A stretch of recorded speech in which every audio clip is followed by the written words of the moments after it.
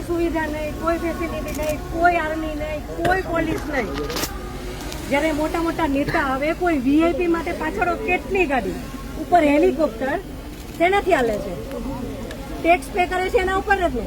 VIP માટે જે service છે એ આ લોકો માટે કેમ નથી?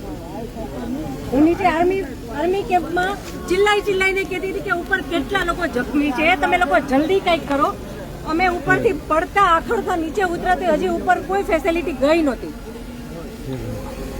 ઉપર આટલું બધું થઈ ગયું હતું, નીચે આર્મીને ખબર કેમ ન પડી કે ઉપર આ થઈ ગયું છે? આતંકવાદી અમારી સામે આવીને ગોળી મારી જાય છે. હિન્દુ મુસલમાનને અલગ કરીને હિન્દુના બધા ભાઈઓને ગોળી મારી છે. તો આપણી આર્મી કરે છે શું? લાખોની સંખ્યામાં આર્મી હતી ત્યાં.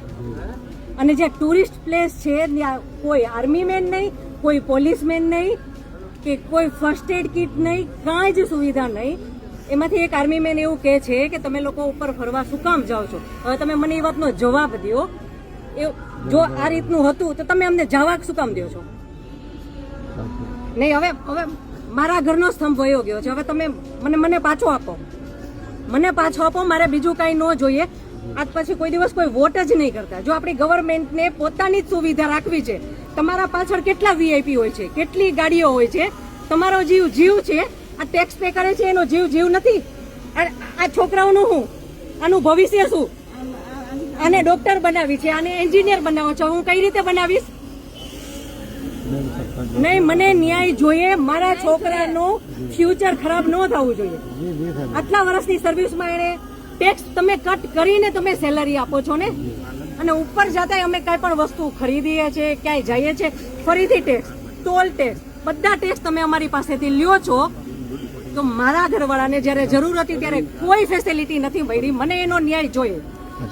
તમે લોકો અહીંયા જ રહ્યો, તમે કહો મને કે તમે શું કરશો એના માટે. આ એક નહીં, આના જેવા જેટલા ભાઈઓ બધા નિર્દોષ હતા, બધાને આવડા છોકરા હતા. નહીં, સરકાર ખાલી કહે છે કે અમે કરશું. આ બધું બની ગયું. આ બધાને હોસ્પિટલ ખબર નહીં શું ફેસિલિટી મળી ન મળી.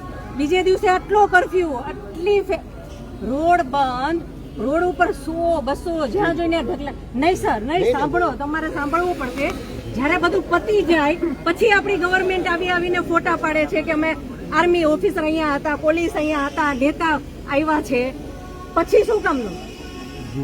અને આર્મી ઓફિસર એવું કેમ બોલી શકે કે તમે લોકો ઉપર જાઓ છો શું કામ ફરવા?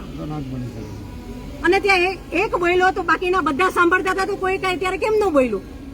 અમે ત્યારે એમ બોલ્યા કે આર્મી મુર્દાબાદ, કે આર્મી હાય હાય, તો અમને પકડીને કેમ અંદર ફેંકી દે છે?